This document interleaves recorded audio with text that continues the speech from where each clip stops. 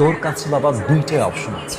হয় তুই আজ থেকে নিয়ে ৫ বছর মাথার ঘাম পায়ে ফেলে কাজ করবি, একদম বুকে তাজা রক্ত পানি করে দিন রাত পরিশ্রম করে নিজের স্বপ্ন পূরণ করবি। আগামীর ৫ বছর তোর লাইফে কোনো অ্যাটাচমেন্ট নেই, কোনো রিলেশনশিপ নেই, কোনো সম্পর্ক নেই, কোনো কিছুই নেই, জাস্ট স্বপ্ন ছাড়া, কাজ ছাড়া। আগামীর ৫ বছর সুন্দর করে কাজ করে আগামীর ৫০ বছরকে তুই সুন্দর করতে পারিস। অথবা ২ নম্বর অপশন হচ্ছে আগামীর ৫ বছর ঘুমিয়ে খেলে দুলে হিন্দু সিনেমা দেখে প্রেম করে রিলেশন করে নিজের ক্যারিয়ারটা ৫ বছর নষ্ট করে আগামীর ৫০ বছরকে তুই অসুখের করতে পারিস। Now the decision is totally yours. তুমি কোন সিদ্ধান্তে আসতে চাও?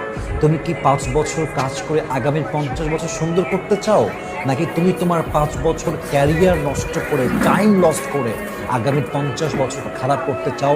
দ্য